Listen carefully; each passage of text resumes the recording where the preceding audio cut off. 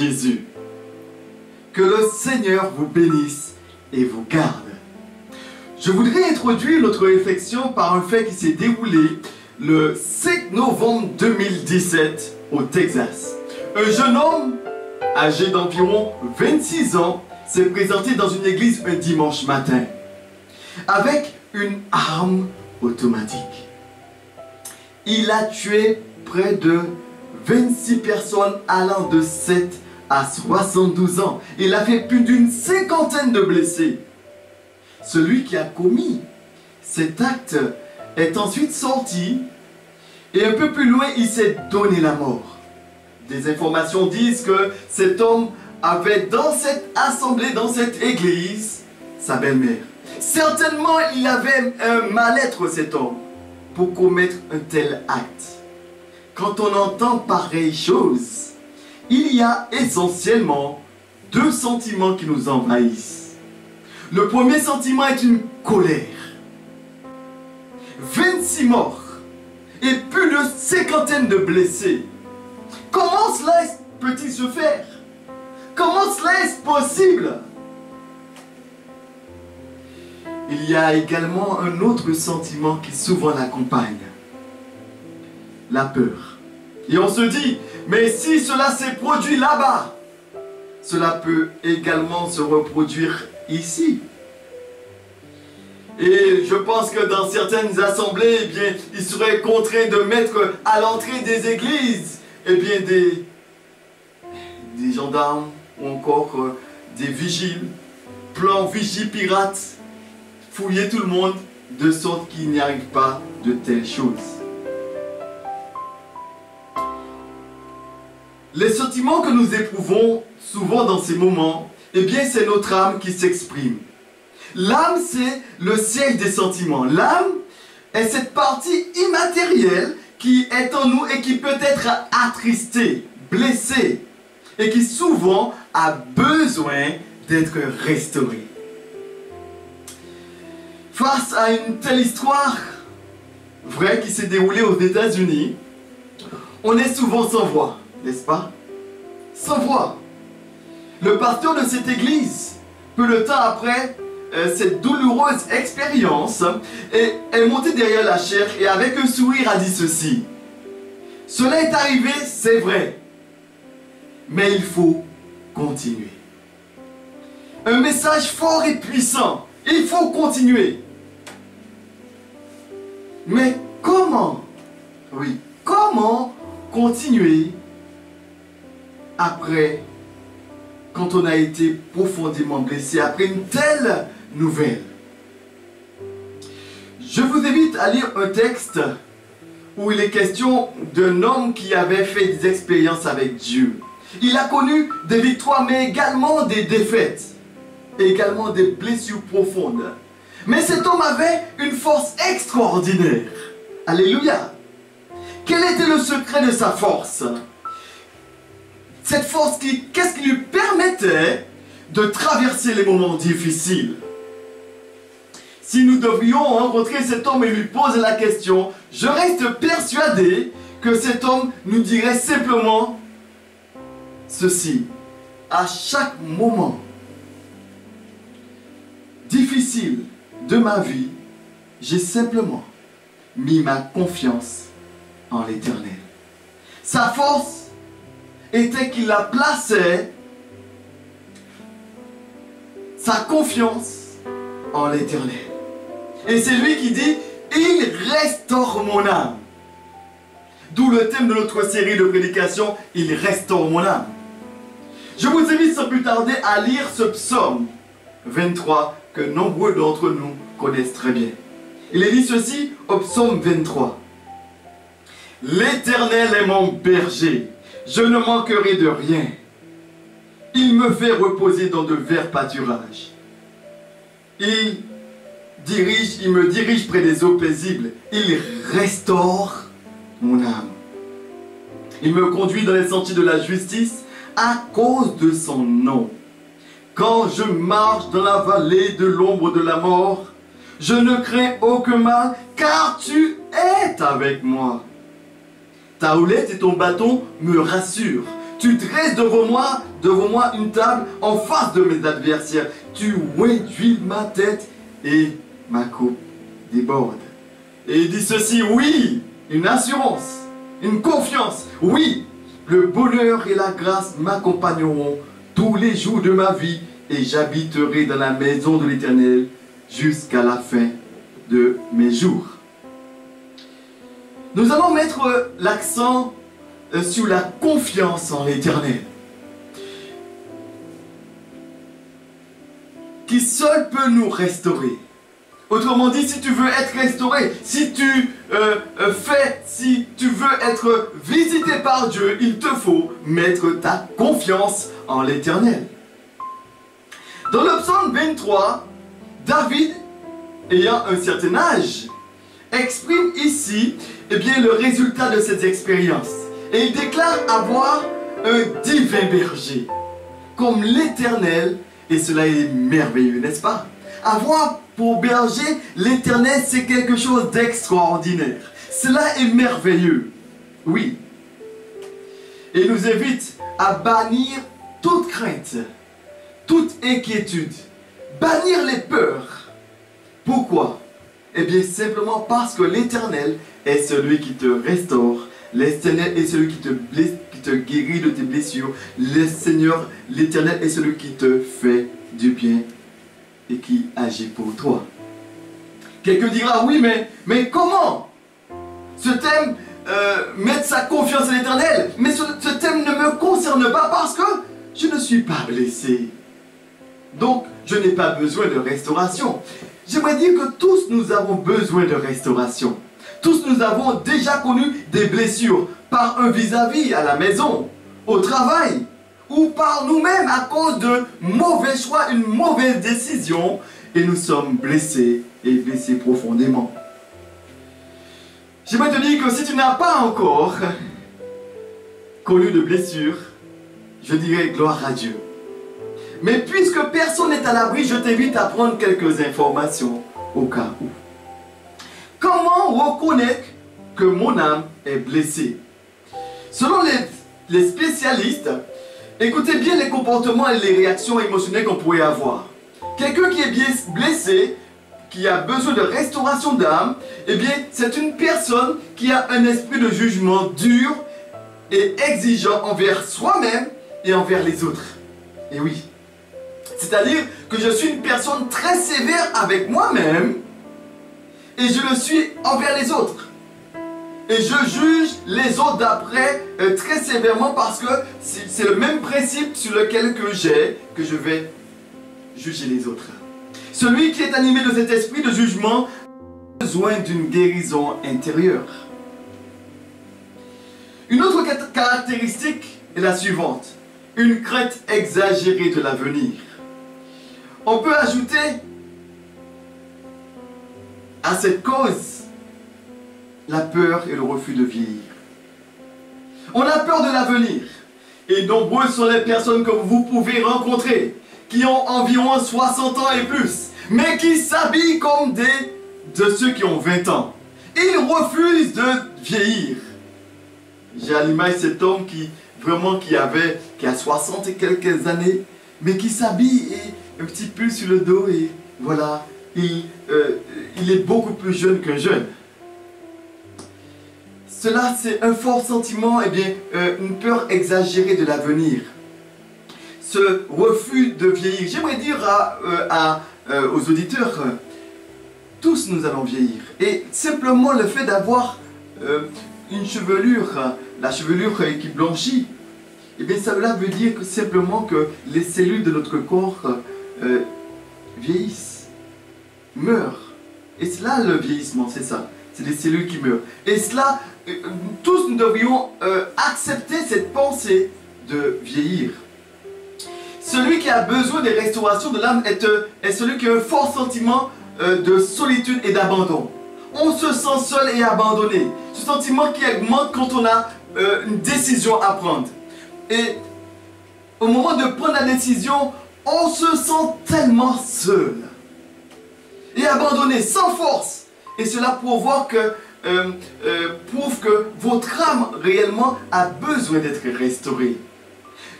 Une autre caractéristique est l'obsession d'une culpabilité qu'on traîne avec soi. Faire une chose, c'est bien. Ne pas la faire, c'est pas bien. Cette personne n'est jamais satisfaite. Faire une chose, elle se sent coupable. Et elle se sent coupable également de ne pas avoir fait une chose. C'est une obsession qui prouve que l'âme est malade. Les crises de colère et de dépression, des angoisses irraisonnables, irraisonnables,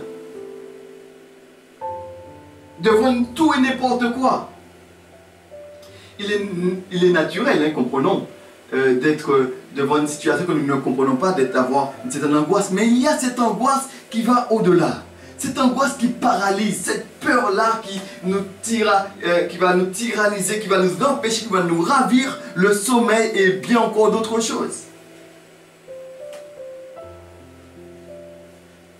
Les crises de colère et des dépressions, des angoisses irraisonnées, nous l'avons dit, des pulsions sexuelles et obsédantes.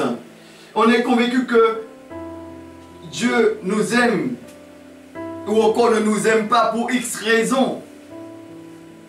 Parce que nous avons fait telle et telle chose. Et il nous a jamais pardonné. Donc, Dieu ne nous aime pas. On a attiré des pulsions sexuelles obsédantes. On a attiré vers l'adultère. On a attiré vers la pornographie. Et cela c'est en nous et c'est obsédant. Cela c'est une personne qui vit cela, besoin de restauration de l'âme. L'incapacité de se pardonner et de pardonner aux autres. Voilà encore une caractéristique. Une attitude hyper critique. Il y a de ceux qui critiquent tout chez les autres. Rien n'est bon. Le plus grave est que certains croyants ont la critique facile. Ils croient qu'ils ont le discernement spirituel. La critique n'est pas le discernement. Le vrai discernement pousse non pas à critiquer mais à prier. Et l'on voit qu'il y a toutes ces personnes qui ont relevé ces spécialistes. Eh bien, ils disent que ces personnes qui ont ces sentiments, ces attitudes, ces comportements, ce sont des personnes qui ont besoin de restauration de l'âme.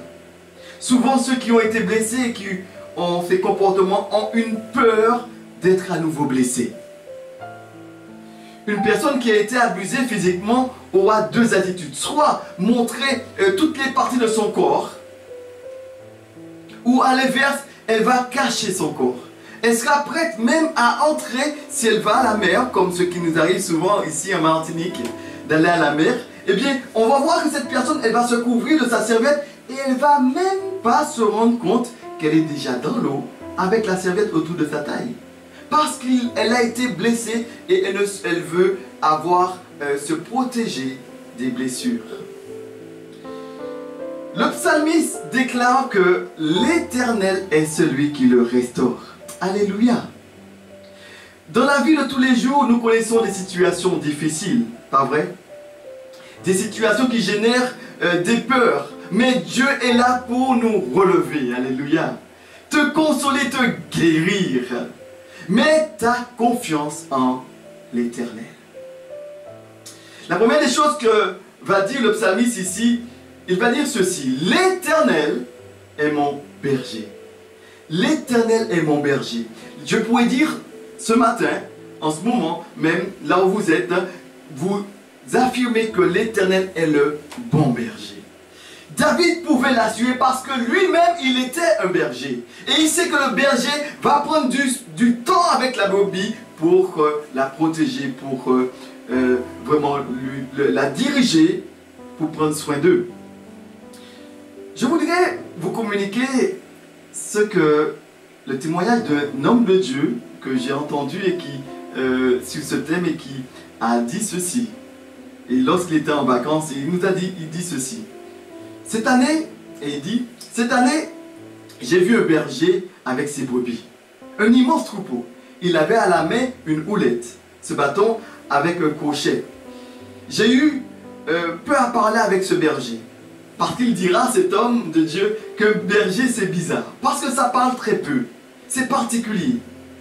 Et quand ça parle, c'est spécial. Mais le berger aime ses brebis. Et à un moment donné, une brebis qui passait. Et d'un seul coup, le berger a pris la houlette qui est ce bâton et d'un coup de maître, il a pris la patte arrière et a retourné la brebis. D'un coup rapide, l'homme de Dieu qui était là a dit ceci. Je me suis dit, mais quand même, il exagère.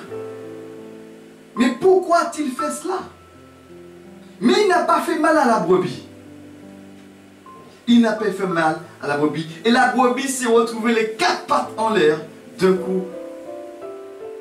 Et qu'a fait le berger?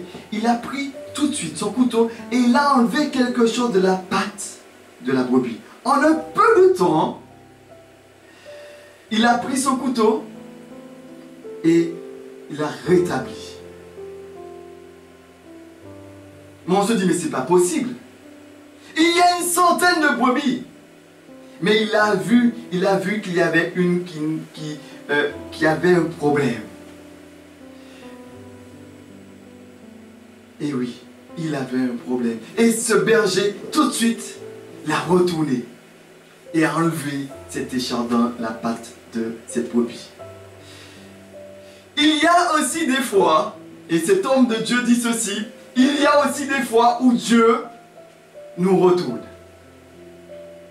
C'est lui le bon berger. Et s'il veut nous restaurer, s'il veut nous relever, des moments, il permet dans nos vies des situations que nous ne comprenons pas toujours. Il nous renverse. Et on se dit, mais Seigneur, mais qu'est-ce qui se passe vraiment? Qu'est-ce qui se passe? Je ne comprends pas. Mais pourquoi tu permets cela dans ma vie? Pourquoi? Je ne comprends pas, mais pourquoi cette situation? Et souvent, Dieu nous renverse, nous sommes les 4 pattes en l'air comme cette brebis. Parce que Dieu veut nous restaurer. Il veut enlever quelque chose. Le Seigneur veut nous restaurer. Et je bénis son nom. Il est le bon berger et il sait voir chaque brebis, chaque patte. Et il voit bien que cette brebis-là avait un problème. Et il fallait revenir. Il fallait la restaurer. Si on n'enlève pas de cette patte, cette écharpe, ce problème, eh bien la blessure pouvait être plus profonde et avoir plus de conséquences.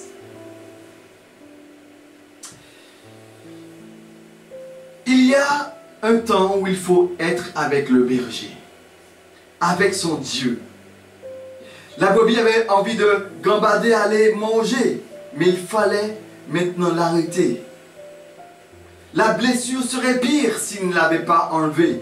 Et c'est cela le mot restauration. Restaurer en un peu de temps, le berger avait restauré cette brebis. Il y a de ceux qui voudraient être restaurés, n'est-ce pas? Qui voudraient voir la main de Dieu agir dans leur vie, mais qui refusent d'être 4 pattes en l'air, refusent les situations difficiles, refusent de passer par cette étape où Dieu va enlever ce qui ne va pas. Et j'aimerais dire à une personne ce matin, Dieu te voit dans tout ce que tu fais. Dieu te connaît et il veut vraiment te restaurer. La première vérité est que l'Éternel est mon berger et le bon berger veut du bien pour ses brebis. Le Seigneur te voit et c'est la première vérité. La vérité suivante est face à la peur, il nous faut faire confiance à Dieu. Le psalmiste, en l'occurrence David, déclare que l'Éternel est son berger. Et s'il est mon berger, je ne dois pas avoir peur. Car il est le plus fort. Autrement dit, le plus fort est avec moi. Alléluia. Et ceci, quelle que soit la peur. David, l'auteur de ce psaume, dit ceci au verset 1er. L'Éternel est mon berger, je ne manquerai de rien. Alléluia. Je ne manquerai de rien. Force est de constater qu'aujourd'hui, les hommes vivent dans la peur de ceci et de cela. Et cela se vérifie partout dans le monde. Les hommes ont peur. La peur de manquer. Et nous voyons ce tout premier point en fait où il est question de cette peur, où il faudrait que nous puissions mettre notre confiance en Dieu, la peur de manquer. Et cette peur consiste, la peur de manquer quoi? On pourrait mettre comme premier élément la nourriture. Ici en Martinique, avec la venue non pas des cyclones, puisque maintenant on ne connaît plus de cyclones mais plutôt des ouragans, les magasins sont pris d'assaut. Il n'y a plus d'eau, plus de nourriture. Le congélateur est plein. Et nombreux sont ceux qui vont remplir le congélateur la peur de manquer de nourriture. Et tout en pensant que si maintenant il y a mauvais temps, on peut prendre et tout perdre. Mais on aura ce réflexe d'avoir de la nourriture au cas où. On a peur de manquer de la nourriture. Une vente excessive d'eau, de groupes électrogènes. Mais cela s'avère vrai, notamment dans ces moments actuels où il est question du coronavirus. Les magasins sont pris d'assaut. On ne trouve pas grand-chose dans les rayons. Pourquoi? Parce que tout le monde, de ceux qui ont fait près de 300 € de provisions, 3 caddies, parce qu'on ne sait jamais, on va mettre de côté. L'homme a en lui cette peur de manquer de nourriture. Mais la peur de manquer, cela est aussi valable pour le travail. Aujourd'hui, bien des hommes s'identifient par le travail qu'ils font. Le travail que nous exerçons. Comment tu vas? Et la question qu'on va poser souvent, comment vas-tu? Et la question suivante, qu'est-ce que tu fais dans la vie? Combien de ceux qui s'en vont au suicide, malheureusement, après la perte d'un travail? Ma vie n'a plus de sens. Et ils s'en vont au suicide. La peur de manquer. On pourrait prendre pour exemple la peur de manquer. On parle de l'essence. Quand ici en Martinique, pareil, eh bien il y a simplement une annonce qui n'est peut-être pas fondée. Où ils vont dire ceci, qu'il y aura peut-être une grève d'essence. Eh bien il y a embouteillage partout. Parce que les stations d'essence sont prises d'assaut. Pareil, pourquoi on a peur de manquer? Mais devant la peur de manquer, il y a une solution. Et la Bible nous donne la solution. Et je voudrais te la donner ce matin, en ce moment. Si Dieu prend soin, écoute bien ceci, si Dieu prend soin des oiseaux du ciel, les lys des champs, il prendra aussi soin de toi. Alléluia. Si Dieu prend soin des oiseaux du ciel, qui ne sème ni ne moissonne, il saura également prendre soin de toi. Oui, c'est une réalité. Et c'est pourquoi il nous est dit dans Matthieu chapitre 6, verset 25, et nous devions bien comprendre que l'inquiétude fait naître en nous des angoisses et même produisent des maladies, cancer et bien d'autres choses. Et c'est pourquoi il est dit ceci dans Matthieu 6, verset 25. C'est pourquoi je vous dis, c'est Jésus qui parle. Ne vous inquiétez pas pour votre vie, de ce que vous mangerez, ni pour votre corps de quoi vous serez vêtu. La vie n'est-elle pas plus que la nourriture, et le corps plus que le vêtement? Regardez les oiseaux du ciel, ils ne sèment ni ne moissonnent, et ils n'amassent ni rien dans les greniers, et votre Père Céleste les nourrit. Ne valez-vous pas beaucoup plus qu'eux? Qui de vous, par ses inquiétudes, peut ajouter une coudée à la durée de sa vie? Peur de manquer. Se rappeler toujours que l'Éternel est là. Et comme l'a dit le psalmiste, l'Éternel est mon berger, je ne manquerai de rien. Il y a de ceux qui ont la peur de tout. Mais le psalmiste dit ceci. Au verset 2. Il me fait reposer dans de verts pâturages, il me dirige près des eaux paisibles. L'Éternel est celui qui te donne sa paix, son repos. On est tellement agité, n'est-ce pas? Une nouvelle de médecin. Je tousse. En cette période épidémie du coronavirus, eh bien, on est un rien. On se méfie de tout le monde. Pourquoi? Eh bien parce que il y a cette peur. Un bruit sur une tôle, un bruit sur la maison, eh bien tout de suite m'empêche de dormir. Les somnifères, une grande consommation en France. Pourquoi? Parce que les hommes souffrent énormément d'insomnie en France.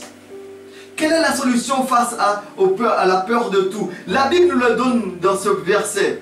Nous avons besoin, vous et moi, d'entrer dans le repos de Dieu. Faire confiance au berger de notre âme. Car c'est lui qui donne la sécurité de la demeure. Et la Bible nous dit clairement, c'est dans le calme et la confiance que sera votre force. David va dire, j'ai confiance en toi Seigneur, car dans les moments difficiles, c'est toi qui me fais justice. Et nous le retrouvons au verset 4. Tu dresses devant moi une table en face de mes adversaires. Tu oindules ma tête et ma coupe déborde. Tu me fais justice. Alléluia. L'Éternel est celui qui me fait justice. Et il y a un danger pour nous chrétiens de toujours vouloir se faire justice soi-même. Si j'invoque l'Éternel qui me fera justice, alors j'abandonne toutes choses entre ses mains. Sinon, si je veux me faire justice moi-même, je ne pourrai pas invoquer le Seigneur qui est celui qui me fait justice. Mais notre Dieu, qu'importe les situations difficiles que nous pouvons vivre, la Bible nous dit qu'un jour tous les hommes auront des comptes à rendre devant Dieu. Oui. Le Seigneur, même lorsque nous ne voyons pas que justice est faite, le Seigneur saura faire justice autant convenable. Devant les conflits, les situations difficiles, eh bien, il est celui qui me donne la paix, précisément le repos. Il est important pour vous d'entrer dans le repos de Dieu, d'être tranquille, d'être apaisé, savoir que Dieu est au contrôle de toutes choses. J'aimerais te dire, chrétien, quand tu sais que Dieu est dans ta vie, quand tu sais qu'il est celui qui oriente ta vie, j'aimerais te dire, la mort pour le chrétien n'est pas la fin. Alors même dans les situations qui pourraient être pour nous une situation insurmontable, tu dois être dans la tranquillité. Parce que Dieu est au contrôle de toutes choses. Il n'est pas dépassé par les événements, non. Il est important de faire confiance à Dieu. Le psalmiste va exprimer sa confiance même devant la mort. Alléluia. La peur de la mort.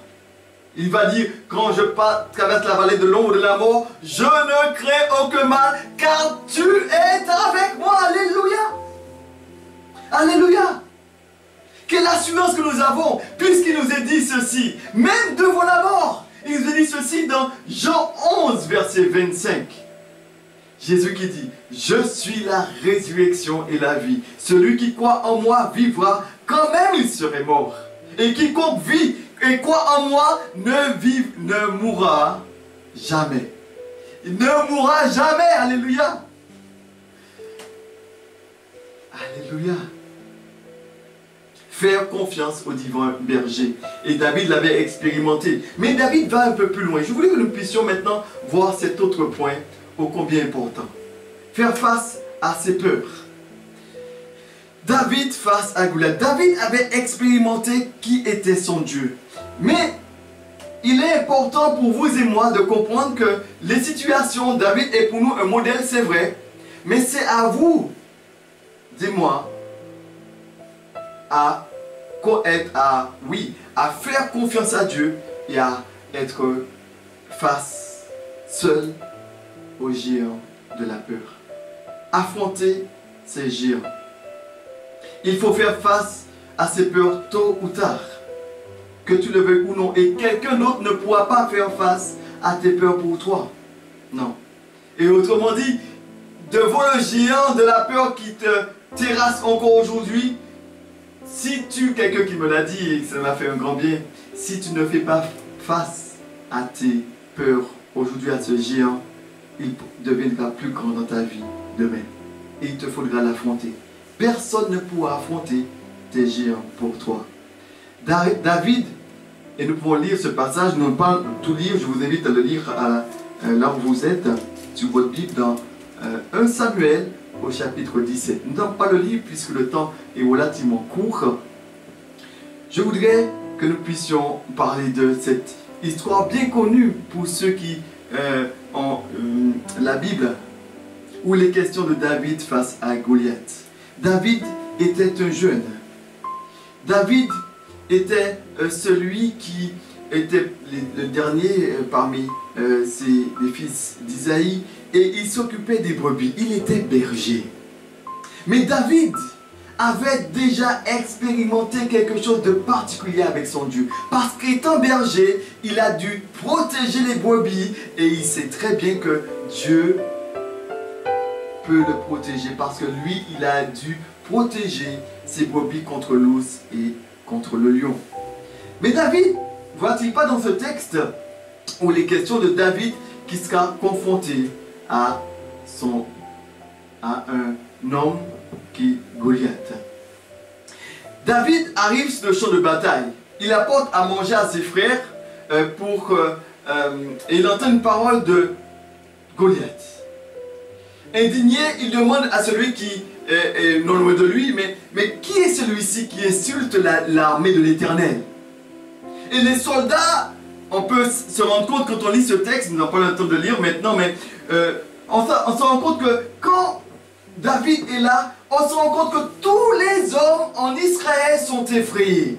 Ils sont effrayés, ils ont peur. Personne ne se désigne pour aller combattre cet homme qui était Goliath. Goliath était cet homme qui avait lancé un défi au peuple d'Israël. Il a dit, mais choisissez un homme qui vienne se battre avec moi. Et si je suis vainqueur, alors vous serez à notre service. Et si c'est lui qui est vainqueur, alors nous serons à votre service. Mais Goliath n'était pas un homme ordinaire. Il était un homme extraordinaire. Il faisait environ 3 mètres de haut. C'était un homme qui était habitué au combat. Et personne n'osait défier Goliath. À vue humaine, c'était impossible, puisque Goliath faisait environ 3 mètres. Mais David, quand il va entendre cela, il va vouloir affronter ce géant. Force est de constater que Saül, quand on lit ce texte, Saül, quand il va entendre que David va vouloir affronter cet homme qui est Goliath, eh bien il va le décourager. Il va se dire, mais non, mais écoute, tu es un enfant. Tu es un enfant. Et qu'est-ce que va faire Goliath pour le dissuader? Il va lui donner son armure. Qu'est-ce que l'armure de Saül sur David? Oui, Saül va lui donner son armure. Il dit, mais écoute, tu veux aller, mais d'accord. Mais écoute, je te donne ton armure. Parce que tu es un enfant. Et lui, il est habitué au combat. Qu'est-ce que tu pourras faire face à un tel... Mais David était un homme de Dieu.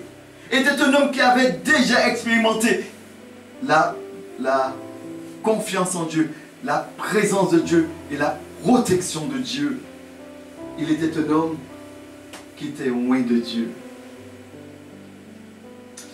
Face au découragement de Saül, de ses frères, qu'a-t-il fait? Alors, la Bible nous dit que David s'est débarrassé de toute cette armure.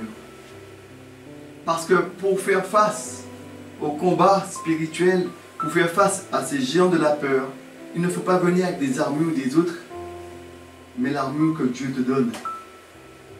Ce que Dieu te donne. Et ce n'est pas une armure qui est physique, mais là avant tout spirituelle, que tu devras justement te préparer à recevoir dans l'intimité avec le Seigneur. Et David ne mettait pas sa confiance sur l'armure, mais il mettait sa confiance en l'Éternel. Alléluia. Face au découragement de son frère, il ne s'est pas laissé arrêter. La peur du que dira-t-on, et souvent quand il y a de ceux qui sont face aux situations, eh bien nombreux sont ceux qui s'arrêtent. Pourquoi? Parce que je ne sais pas ce que l'autre va penser. Et David a dû faire face à ces situations. Devant une situation où il devrait prendre la victoire, il y a toujours de ceux qui nous découragent. La peur est là pour nous terrasser. Et ceux qui ont peur, ils veulent communiquer aux autres la peur. Mais si toi, ta confiance est en l'Éternel, alors avance avec Dieu. Il ne regarde pas. David, il a porté. Il n'avait pas peur des autres, mais il a été face à Goliath. Saül a tenté de le dissuader.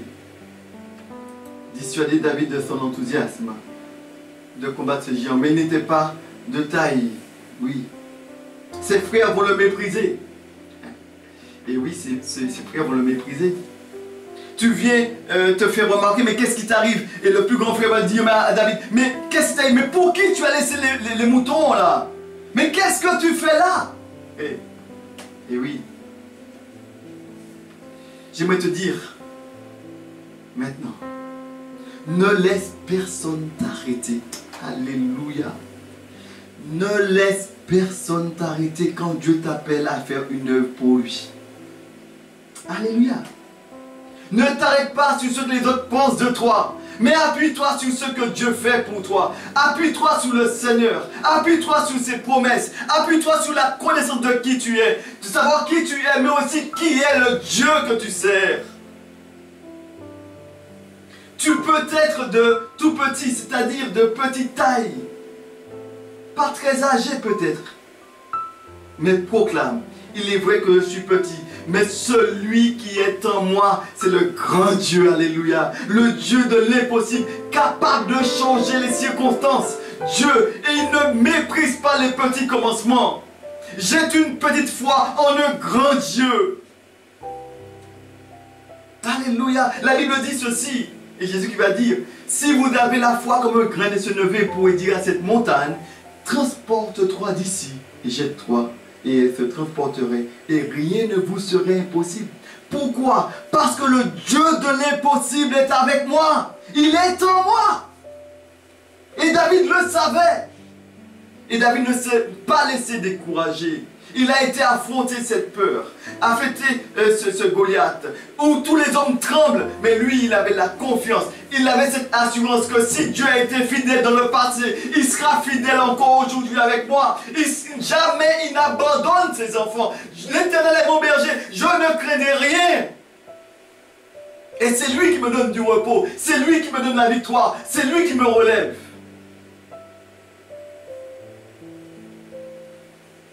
Faire face au mépris, non. J'avance, j'ai confiance en l'Éternel, celui qui combattra pour moi et qui me fera justice.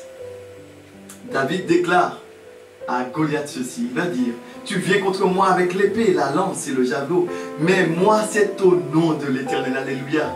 Le combat ne m'appartient pas, c'est l'Éternel qui combattra pour moi, alléluia. Et quand on lit cette histoire, on s'aperçoit que le tout premier coup de fusil, on va voir que David était celui qui lançait la pierre, mais c'était l'Éternel qui frappait le géant. David coupa la tête du géant. Alléluia. David a connu une grande victoire. Pourquoi? Parce qu'il a mis sa confiance en l'Éternel.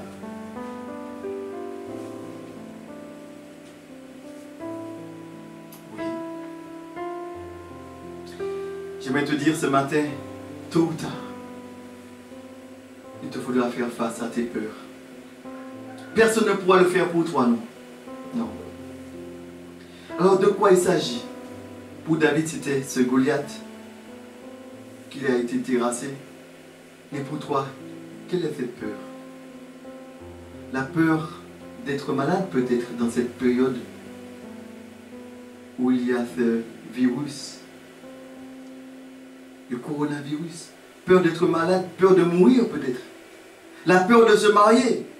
La peur de la fonction que Dieu t'appelle, te destine. Dieu t'appelle depuis longtemps. Dieu a fixé sur toi encore des dits pour que tu sois un enfant, pour que tu sois son instrument. Et tu as peur. Quelle est cette peur que tu dois affronter? Peut-être la peur de ton agresseur, celui qui a abusé de toi. Pour quelqu'un d'autre, c'est peut-être encore la peur de dormir. J'arrive pas à aller au lit. La peur de perdre ton mari, de ta femme, laisser le foyer, un décès. Qu'est-ce qui te fait peur? La Bible nous dit, si tu as la foi comme un grain de sénévé, tu pourras dire à cette montagne, ôte-toi de là, jette-toi dans la mer. J'aimerais dire à une personne que là, quand tu es au pied de la montagne elle est grande. Mais si tu es au-dessus des montagnes, tu vois la montagne elle est toute petite. Et si tu dois changer ta perception des choses, tu dois mettre les lunettes spirituelles pour voir que avec les yeux spirituels, pour toi la montagne elle est grande, mais devant Dieu elle est toute petite. Et c'est pourquoi le psalmiste a dit, je lève les yeux vers les montagnes, d'où me viendra le secours. Mais il va dire, le secours me vient de l'Éternel. Alléluia. David l'avait expérimenté. Et je t'invite à expérimenter aussi cela dans ta vie. Mets ta confiance en l'Éternel. C'est lui le bon berger. Jamais il ne va t'abandonner. J'aimerais te donner cette dernière vérité ce matin, en ce moment même. Quand tu auras coupé la tête de ce géant de la peur, tu ne seras plus le même homme. Non. Tu auras expérimenté la grâce de Dieu et ta foi fera un grand bond en avant. Plus jamais tu seras le même. Alléluia. Quand David a terrassé Goliath, quand il a coupé la tête du géant, eh bien son ministère a changé. Il est entré dans la présence du roi, des soldats. Il est devenu gendre du roi. Il a eu des récompenses, des bénédictions qui s'y attachent. Pourquoi? Parce qu'il a affronté ses peurs. Et tu es appelé encore en ce moment à affronter tes peurs. Il y a de grandes bénédictions qui t'attendent. Mais avant, il faut affronter tes peurs. Dieu veut nous restaurer. Mais c'est à nous de lui faire confiance. Il agira pour nous. Alors, mets ta confiance en l'Éternel. Et il agira pour toi. Un très bon courage et que Dieu t'accompagne.